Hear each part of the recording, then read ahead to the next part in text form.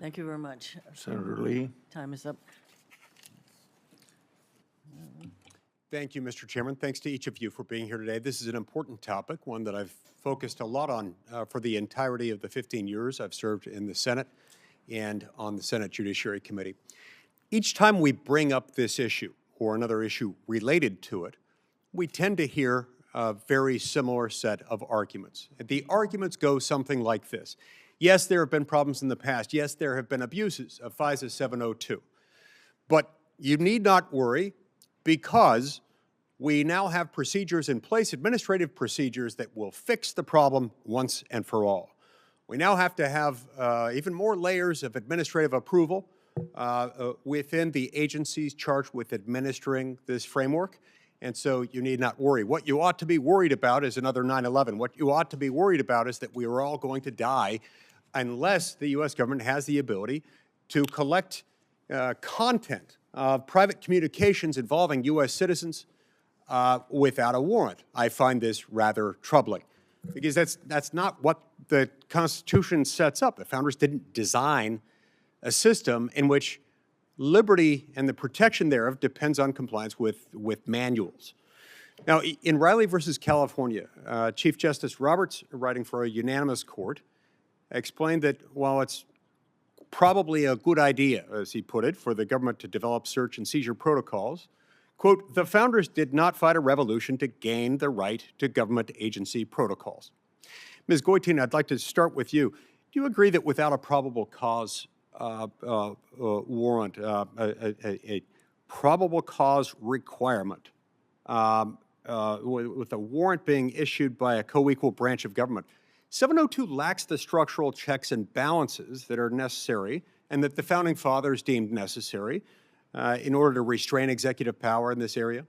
I would agree with that. I would agree as a legal matter and a practical matter. As a legal matter, as I was starting to say, the Supreme Court has held that the Fourth Amendment applies not when there's been an intrusion on property, but when there's been an intrusion on a reasonable expectation of privacy. And Americans have a reasonable expectation of privacy in their communications with others, including foreigners. If these Americans voluntarily gave their communications to the government, they would waive that interest. That's the third-party doctrine. That's not what has happened here. And there have been cases in which the government obtained information and returned the actual property, the laptop, to the person who owned it, mirrored the contents, kept those contents on its own property, its own hard drives, its own disks. And the court in the Second Circuit in Ganias still held that the Fourth Amendment limited the government's ability to keep and access that data. Yeah, that is a great point.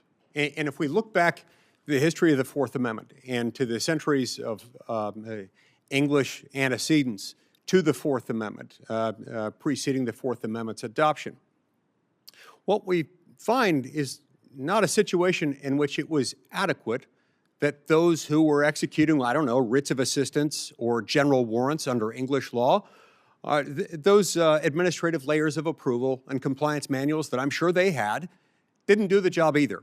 And that's why we have a warrant requirement. That's why it's so important. Now, Mr. Baker, in your written testimony, you make an analogy to driver's licenses and to the ability to search DMV databases for driver's licenses. I'm not sure that that one helps you much, though. I'm not sure that helps the argument here. I mean, first of all, you're dealing there with information that is lawfully obtained by state governments on American citizens. They become sort of matters of public record that somebody has a driver's license. Whereas with FISA 702, you're dealing with the contents of private conversations and private conversations directed at foreign intelligence. So isn't that the first point where your analogy breaks down? No, I don't think so. The purpose of 702 is to collect the communications using U.S. infrastructure of foreign targets. Of course, some of those foreign targets are going to be talking to Americans from time to time, and you can't collect their communications without also getting the Americans who are talking to them. But you have lawful authority to gather those communications.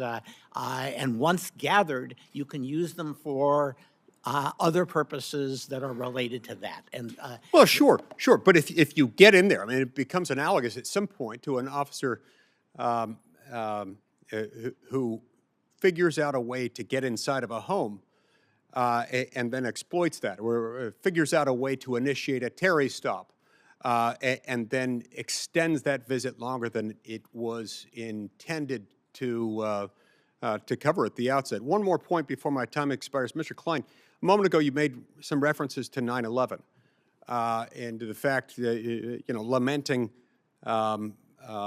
what happened then. Now, last I checked, 9/11 was carried out entirely by foreign nationals, not by American citizens. How does that justify warrantless surveillance of private communications involving U.S. persons on U.S. soil?